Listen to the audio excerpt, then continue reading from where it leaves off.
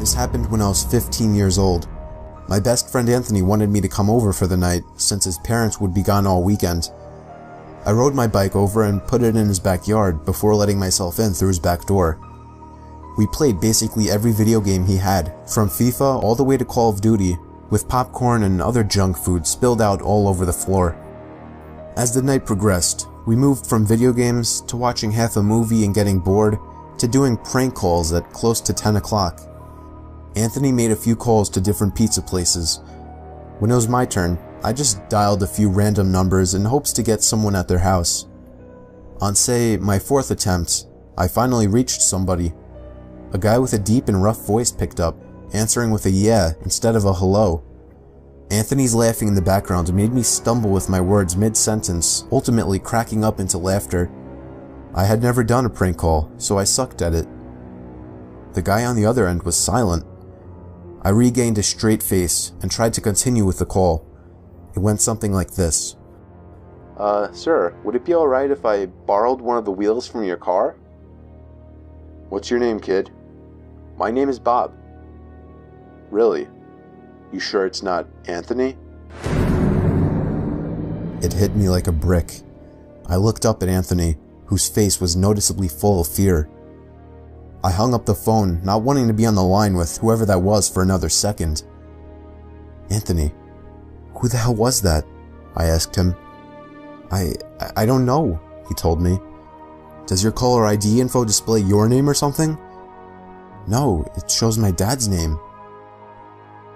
We hopped on the computer and did some research, trying to figure out how it was possible to get someone's name through their phone number. It didn't make sense how he could get Anthony's name so quickly. He was way too young at the time to be on any of those personal information sharing websites. We ended up asking a question on Yahoo Answers, since no one had a similar experience. The question turned up no answers. I suggested he call his dad, but he said he wasn't supposed to have anybody over for the weekend, so he didn't want to call. We planned on sleeping in the living room, so we just resumed watching the movie that we hadn't finished from earlier. Right after the phone call had left my mind, me and Anthony looked at each other when we heard his front storm door opening, and then the doorknob to the front door began to turn. It only was able to turn about halfway before the lock restricted it. Anthony turned off the TV, and I went over to the window to see who it was. I spread the blinds open. There was a tall guy standing outside. He noticed the blinds moving, and turned to look at me. I practically threw the blinds back into place. Me and Anthony hid in the kitchen, listening for any more noises. We heard the sound of the gate to the backyard opening, as it was right outside the kitchen window. God damn it, I said. I forgot to shut the back door. Anthony urged me to run and shut it. I made it to the hallway leading to his back door, and froze. There was a silhouette standing outside the back door. I don't think he noticed me, but he was surely looking into the house. He opened the door and stepped inside. I tiptoed to the kitchen and motioned for Anthony to follow me upstairs. We made it to his room as quietly as possible, pulling the door shut to avoid making any noise. We crawled under his bed. He had cloth covering the bottom of his bed, so you couldn't see anything under it unless you actually moved the cloth. The doors downstairs all opened, each one getting closer to the stairs. Thumps finally began up the stairs, and he was right outside the door now. The door to the room opened.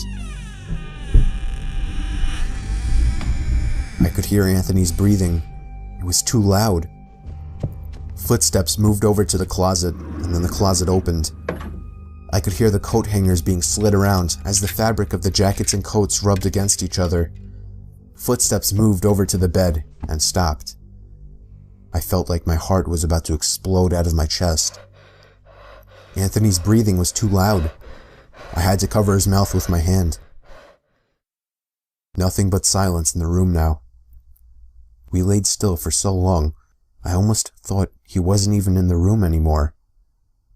I moved my hand away from Anthony's mouth and whispered in his ear, "You think we can make a run for it?" He was about to answer when the most disturbing, memory-haunting scream I'd ever heard filled my ears as Anthony was seemingly dragged out from under the bed. I crawled out and saw him struggling with the man. I desperately looked around for anything to use as a weapon. I settled with the screwdriver sitting on his nightstand. I hurried over to the man and drove the screwdriver into his back. He let go of Anthony as he let out a scream of agony, giving us time to get the hell out of the house. Running onto the road would give away our position too easily. It would take too long to make it to his neighbor's house.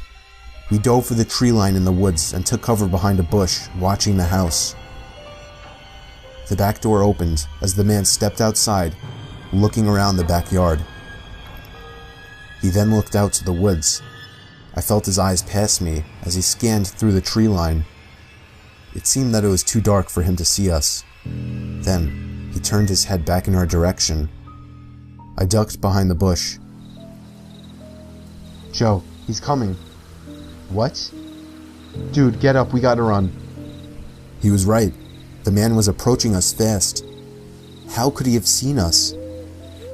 We ran through the woods with the leaves crunching under us, giving away our position.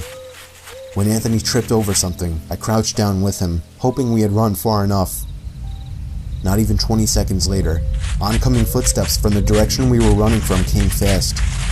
They slowed down only 2 trees away from us, as we lay face down in the leaves. Moments later, the footsteps take off in another direction. We waited until we could no longer hear them, and took off back in the direction of the house. While running, over the sound of leaves crushing and my heavy breathing, I could swear I heard leaves crushing from behind us. We made it back to his backyard, into his house, and this time remembering to shut the back door. We were now able to call the police. Anthony stayed on the line with them, while I patrolled the back windows, making sure nobody was out there. It was so dark though, I couldn't see anything. So I did something that seems stupid today. I turned on his backyard lights, and immediately in the distance, over by the woods, I saw him, standing in front of a big tree. He turned off back into the woods and disappeared out of sight. That was the last time me or Anthony ever saw him. I would be lying if I told you we heard the occasional knocks at our windows or something cliche. No, that was it. 5 years have passed and nothing has happened. Do I wonder if it was somehow linked to the prank call? Maybe. Does it make sense? Not really. But yeah, this was the story of how me and my still best friend Anthony almost died during a break-in.